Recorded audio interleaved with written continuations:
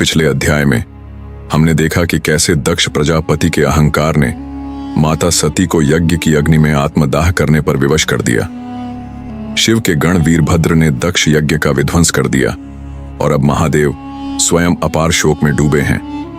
कैलाश पर्वत का शांत वातावरण अब मौन और गहरे दुख में डूबा हुआ है। महादेव सती के जले हुए शरीर को अपनी बाहों में लिए हुए हैं। उनकी आंखों में अश्रु छलक रहे हैं और संपूर्ण ब्रह्मांड उनकी पीड़ा को महसूस कर रहा है। देवताओं के अनुरोध पर भगवान विष्णु ने सती के शव को शिव से अलग करने के लिए अपना सुदर्शन चक्र चलाया। चक्र घूमता हुआ शिव के चारों ओर आया और धीरे धीरे माता सती के शरीर को कई भागों में विभाजित कर दिया। जहां जहां सती के अंग गिरे वहां शक्तिपीठों की स्थापना हुई। ये शक्तिपीठ आज भी धरती पर शक्ति और भक्ति के केंद्र बने हुए हैं। महादेव ने अब संसार से विमुख होकर हिमालय में जाकर घोर तपस्या करने का निश्चय किया।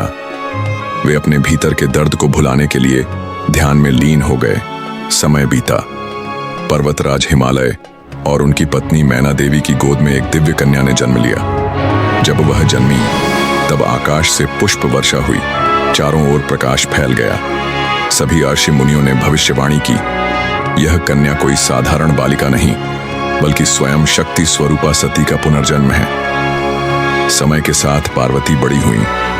वे बचपन से ही भगवान शिव की अनन्य भक्त थीं। एक दिन जब वे पुष्प एकत्र कर रही थीं, तब उनका प्रथम मिलन तपस्यारत महादेव से हुआ। उन्होंने देखा हिमालय की ऊंचाइयों में एक तपस्वी ध्यान में लीन है। उनकी जटाएं बिखरी हुई थीं, शरीर भस्म से ढका था और सांप उनके गले में सुशोभित था। पार्वती ने मन ही मन संकल्प लिया, यही मेरे आराध्य हैं, यही मेरे स्वामी होंगे। एक दिन नारद मुनि हिमालय पहुंचे और उन्होंने माता पार्वती के हाथ की रेखाओं को देखकर कहा, हे राजकुमारी, तुम पिछले जन्म में सती थीं और इस जन्म में शिव की अर्धांगिनी बनने का सौभाग्य तुम्हें पुनः प्राप्त होगा, परंतु महादेव को प्रसन्न करने के लिए तुम्हें कठोर तपस्या करनी होगी। माता पार्वती ने अपना राजसी जीवन त्याग दिया और कठिन तपस्या करने जंगल में चली गईं। उन्होंने हजारों वर्षों तक केवल पत्तियों पर निर्वाह किया, फिर केवल वायु पर। उनकी तपस्या इतनी कठिन थी कि देवताओं को भी चकित कर दिया।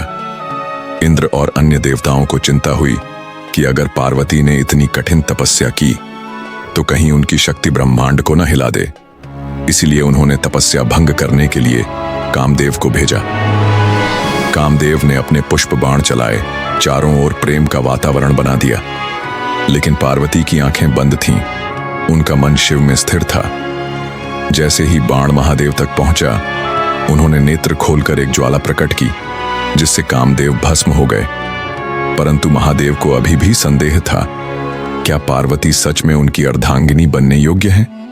इसलिए उन्होंने एक अघोरी साधु का रूप धारण किया और पार्वती के समक्ष प्रकट हुए। उन्होंने पार्वती से कहा, तुम इतनी सुंदर हो, क्यों एक योगी से विवाह करना चाहती हो? शिव का कोई घर नहीं, वे केवल श्मशान में रहते हैं। परंतु माता पार्वती मुस्कुराईं और बोलीं, मुझे किसी महल की आवश्यकता नहीं। जो समस्त ब्रह्मांड के स्वामी हैं, वे ही मेरे लिए पर्याप्त हैं। पार्वती की भक्ति, उनकी अडिग निष्ठा को देखकर महादेव प्रसन्न हुए। उन्होंने अपने अघोरी रूप को त्याग दिया और अपने दिव्य स्वरूप में प्रकट हुए। उन्होंने कहा, हे देवी, तुम्हारी तपस्या ने मुझे जीत लिया। अब मैं तुम्हें अपनी अर्धांगिनी के रूप में स्वीकार करता हूं। अब जब शिव ने पार्वती को अपनी अर्धांगिनी के रूप में स्वीकार कर लिया, तब ब्रह्मांड का सबसे भव्य विवाह होने वाला था।